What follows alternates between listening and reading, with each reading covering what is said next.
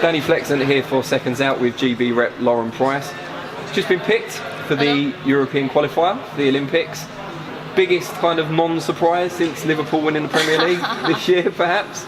Were you at all surprised? I mean, you're out and out in front of the pack, aren't you? Yeah, obviously it's nice to get that call off Rob and say obviously I've been selected, but I wasn't really thinking about it too much. I've just had my mind set on obviously this year and qualifying and stuff, so the selection process it was just at the back of my head really, going off my year last year, obviously being unbeaten as well, and European Games gold medalist, of course. Yeah, and obviously finishing off world champion. Yeah. But yeah, obviously it's nice to obviously get that phone call and say obviously I've been hard, continue working hard, and yeah. Is there any part of you that resents the new system a little bit? Because in the old days, winning the World Championships might have just got you on the plane in the first place. You wouldn't have needed to qualify necessarily. Yeah, a little bit, but I suppose it's good in one way as well because you stay focused, and it's something obviously to just keep pushing. And if you think about it, like if I did qualify, obviously going off the old rules, then that would have meant I probably wouldn't have boxed until obviously come the Olympic Games.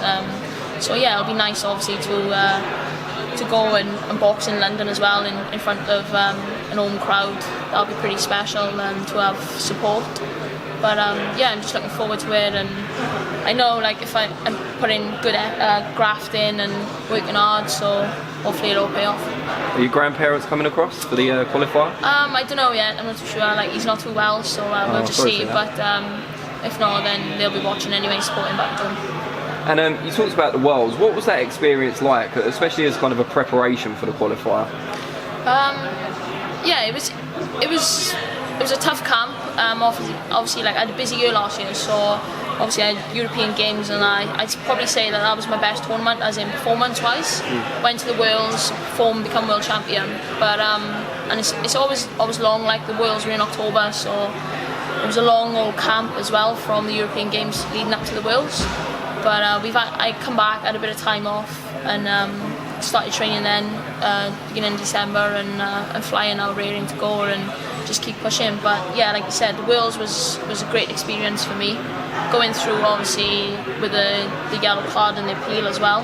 So that was interesting. I was going to ask about that. That must have been quite I don't want to say the wrong words on camera, a mental, messed you up a little bit mentally. It was, do you know what, I didn't even obviously I've been there hundreds of times, and same in India, like the year before, like I thought I won, I lost to a 3-2 on a split decision, and sometimes like she's a well-known name, so I kind of just took it with a pinch of salt, and I just thought, do you know what?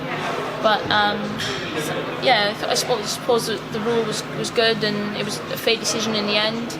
I got out and I didn't even know obviously they'd done it, so yeah, I was a bit shocked with that, but I was over the moon. What was behind the decision initially to appeal it?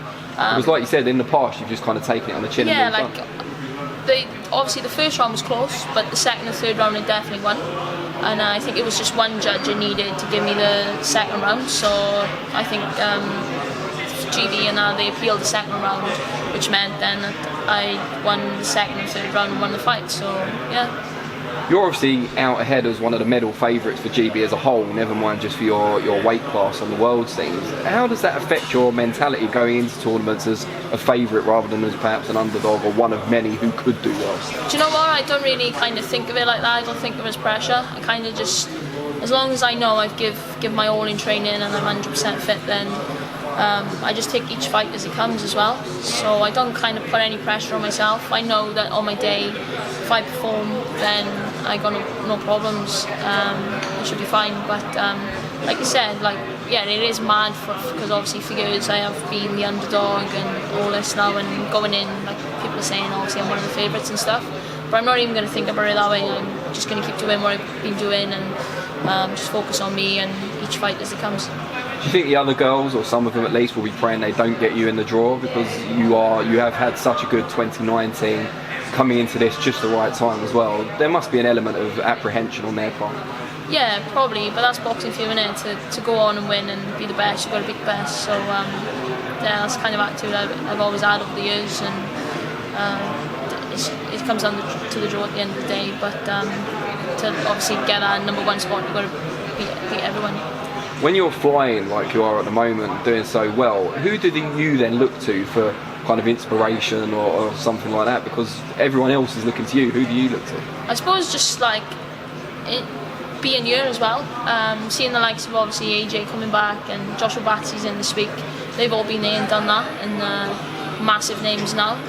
So I kind of obviously I always keep my feet on the ground as well. I think that's a massive part for me. But just being around everyone is such a good vibe, and yeah, it's, I don't know, inspired every day by like you said, the likes of Josh and Katie Taylor and people like that have already done it. So yeah.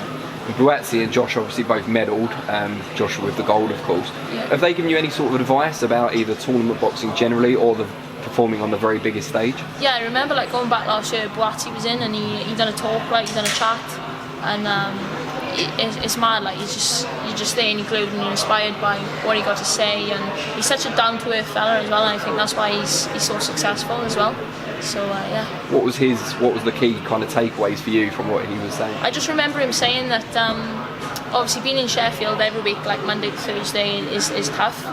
But he was staying up on weekends, and obviously last weekend I stayed up as well. So I haven't really been home. I've been training. We were meant to finish on Friday and then back in Tuesday, so I stayed up on the weekend, got some extra sessions in, and I think just stuff like that really, and knowing he's been there, done that, and what worked for him, and kind of just take information on board. Never sparred him? No. A bit too big, or? Yeah, and he's got the knockout shot, and he's don't want to be on the end of one of them. Just before we let you go, we've asked this before, but there will be people that want to follow you on social media. Yeah. How can they find you? They can find me on Instagram, LLPrice94, on Twitter, LLPrice94, and then Facebook, Lauren Price. Brilliant. Well, we wish you the very best of luck. We look forward to watching you hopefully nail down your qualifying spot. Thank you very much. Thank you. Cheers. Cheers. Thank you.